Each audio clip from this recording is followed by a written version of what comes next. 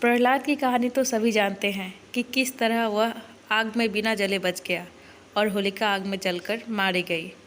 होलिका को वरदान के रूप में वस्त्र मिला था जिसे पहन लेने पर वो कभी भी आग में नहीं जलेगी।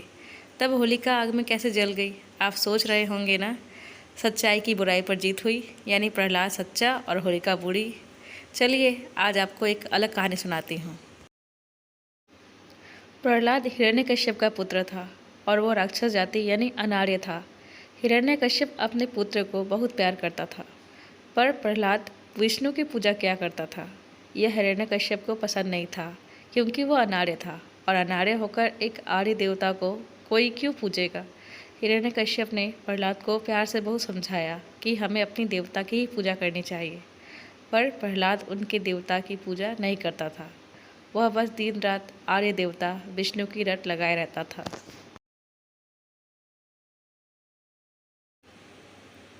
हिरण्यकश्यप को यह कतई पसंद नहीं था कि कोई उनके कुल को कलंकित करे, चाहे वह उसका स्वयं का ही पुत्र क्यों ना हो। इसलिए उसने अपनी बहन होलिका को बुलाया। जैसा कि हम पहले ही कह चुके हैं कि उसको वरदान मिला था कि वो कभी भी आग में नहीं जलेगी। हिरण्यकश्यप ने होलिका से कहा, प्रहलाद को आग में लेकर बैठे ताकि वो भस्म हो जाए। होलिका ने अपने भाई को समझाया कि ऐसा ना करे, प्रहलाद अभी बालक है। पर वह अपने भाई की बात को अस्वीकार ना कर सकी, इसलिए उसने अगले दिन आग की व्यवस्था कराई और लकड़ी की सेज पर प्रहलाद को लेकर बैठ गई। जैसे ही आग जलाई गई, उसने अग्नि से कहा, प्रहलाद को ना जलाए। अग्नि ने कहा, अगर मैं जलाना छोड़ दूंगा, अपने गुण को ही त्याग दूंगा, तो मैं अग्नि कैसे कहलाऊंगा। मैं तुम्हें मिले वरदान का सम्मान करता हूँ, इसलिए तुमको नहीं जलाऊंगा, पर प्रहलाद को जलना होगा।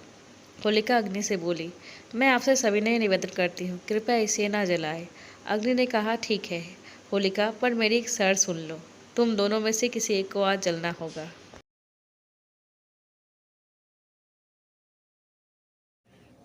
होलिका समय बिना गवाए बोली, मुझे जला दीजिए और प्रहलाद को बचा लीजिए। अग्नि उत्तर सुनकर आश्चर्य में पड़ गया और कहा, तुम इसके लिए अपना प्राण त्याग रही हो, जो तुम्हारे कुल के विरोधी को पूछता है। होलिका बोली, मैं प्रहलाद से बहुत प्यार करती हूँ, और रही बात अलग देवता पूजने की, तो मुझे लगता है कि हम सबको इतनी आज़ादी मिलनी चाहिए कि जो हमें ठीक लगता है उसे करें, और कोई भी देवी देवता पर किसी ने अपना नाम नहीं लिखवा लिया है कि यह मेरा देवता है, तुम इसकी पूजा करो या इसकी पूजा नहीं कर सकते। जो भी इस संसार में जन्मे हैं वे एक ही मिट्टी के बने हैं, भले गोरा हो या काला, सबका सार एक ही है। अग्नि होलिका का जवाब सुनकर दिखता ही रह गया कि मैं कैसे इस पाक हृदय को जलाऊं। अग्नि बहुत दुविधा में पड़ गया, मैं क्या करूं।